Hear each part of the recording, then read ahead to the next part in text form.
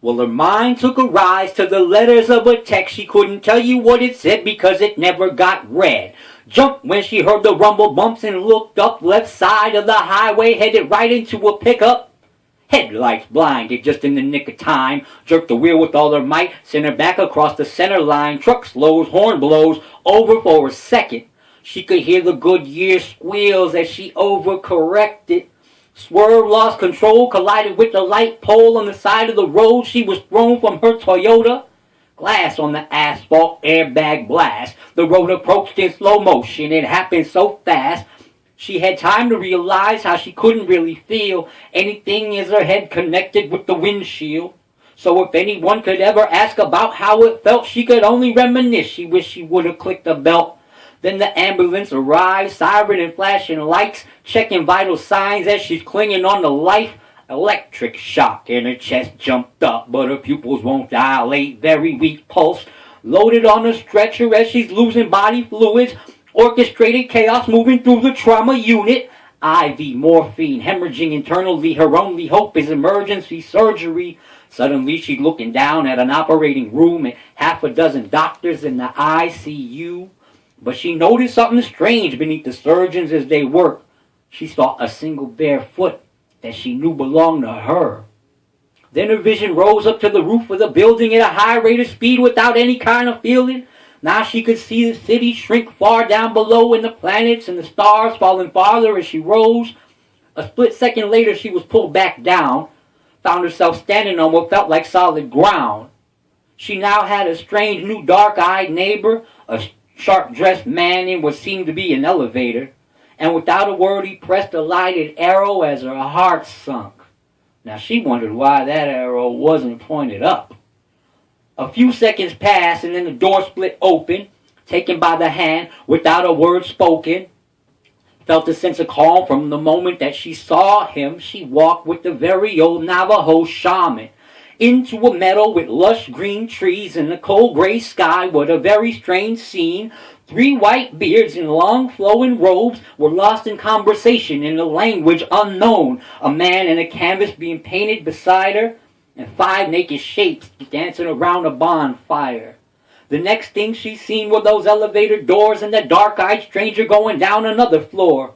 A single bell tolled as the doors opened up, and through the smoke read the red neon letters said lust.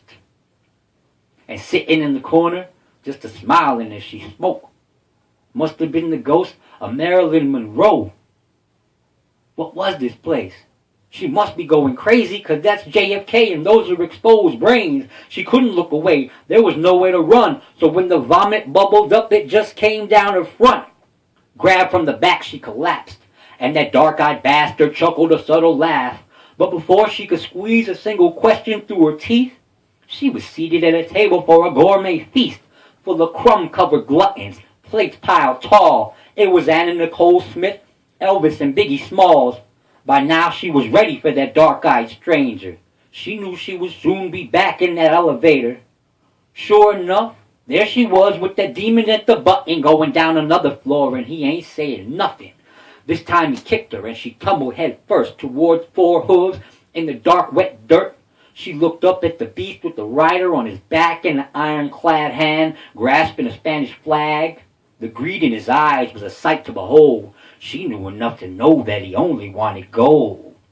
He climbed off his mount. She rose to her knees. He grabbed her by the neck, dragged her to her feet. She tried to fight back. There was nothing in her lungs, but she was back in that elevator where she come from. By now she had enough. She's gonna kill that sick fuck. Anger in her eyes as she lunged with a grunt.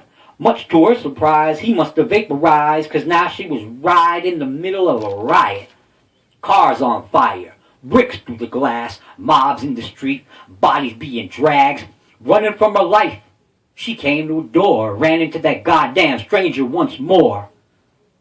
This time she couldn't stand. They were moving too fast. Then her vision went black, and she landed with a crash.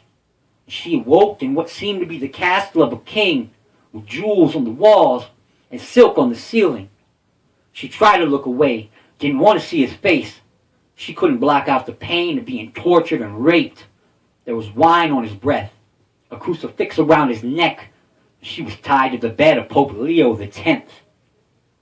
By now there was no more elevator, no more stranger, nothing but the wind as she's falling through space.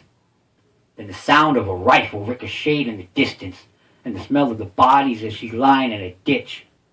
With two men moaning in the shit-filled water, there was a U.S. Marine and a suicide bomber. Then the drain opened up. She was sucked in a rush with the guts and the mud and the piss and the blood.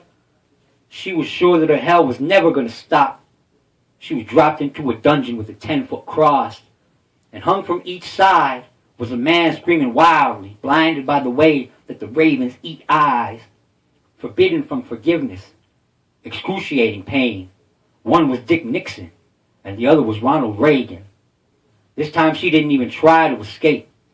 She'd all but given up, been resigned to her fate. When in walked that sharp-dressed, dark-eyed stranger, he offered her his hand and comforted her pain, took her to a window where she could look through to the darkest depths of hell, the most treacherous few. But just as soon as she stepped towards the devil's glass, she was pulled down again and blinded by the flash. But this fall was different, and she couldn't say why. Then sunlight shined as she opened up her eyes. She looked around the room, heard the beeps of the machines, felt the holes in her mouth that allowed her to breathe. The sunlight was warm. The smell was antiseptic. The clock on the wall just ticked away the seconds. And she felt no fear, no more sense of danger. There was no more elevator, no dark-eyed stranger. Now her heart took her eyes right outside the window, and the branches keep dancing just whichever way the wind blows. Now she could see the cherry blossoms in the trees. She could hear the birds sing, so she knew it must be spring.